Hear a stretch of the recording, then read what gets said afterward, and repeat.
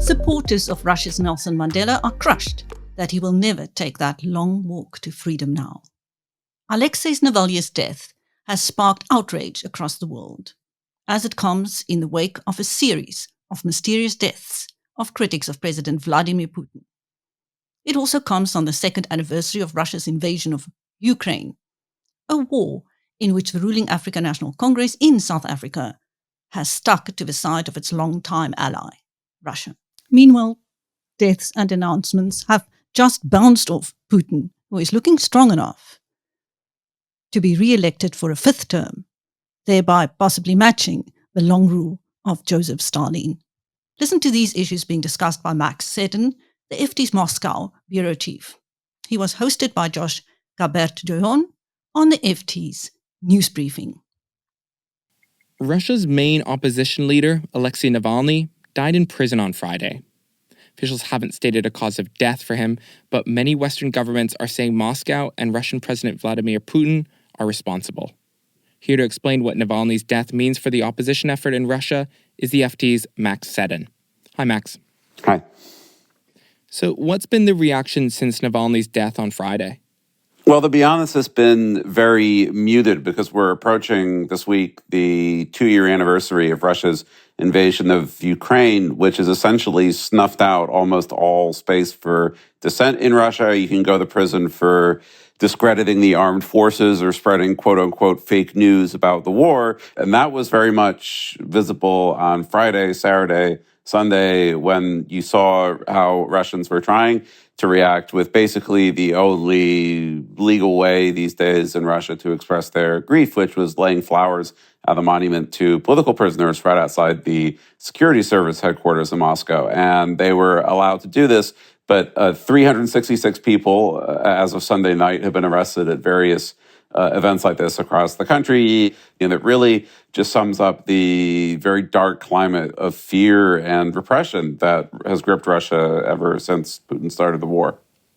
And Max, what about the timing of Navalny's death? Is there anything we can glean from that? We really know very little about the circumstances of Navalny's death at the moment. So on Saturday, Navalny's mother went to the very remote town in northern Russia beyond the Arctic Circle where he was being held when he died in a maximum security prison, and was given all sorts of contradictory information about how he died, where his body was, who was in charge. And the upshot of it is we might not have any idea of any of this because there is a 30-day window when they can legally not give his body back to the family for whatever reason. And that, perhaps not coincidentally, will be right after the Russian presidential election happening from the 15th to the 17th of March. But I think it's less the timing of that, more where Russia is 2 years into the war. Sanctions haven't broken Russia's economy. Western support for Ukraine is faltering, and Russia just had its first major victory since about 9 months ago. I think if you're Putin, you're very much feeling really extremely confident right now. Okay, and just how big of a hit is this for Russia's opposition? I mean, what does that movement even look like right now?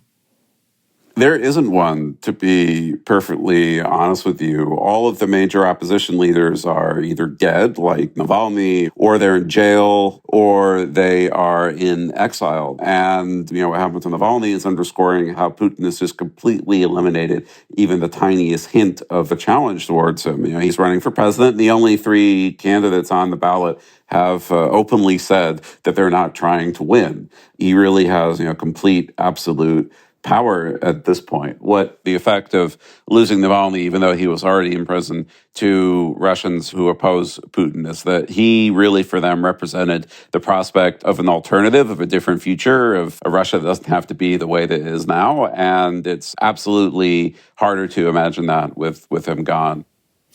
You've been reporting on these events for the last few days. What do you think this is all telling us about the direction that Russia's heading? I think, unfortunately, this is just yet another nail in the coffin of hope for Russia this election in March, this will be the first time that Putin is not allowed even a completely tame, controlled, liberal candidate on the ballot. And he is establishing, this kind of totalitarian society where you can be arrested for, the most ridiculous imagined infractions. And it's a country that's just really in an unbelievably dark place right now. And with every, passing horrible thing like this that happens, it's unfortunately more and more difficult to imagine a better future for it in the short or medium term. Max Seddon is the FT's Moscow bureau chief. Thanks, Max. Thank you.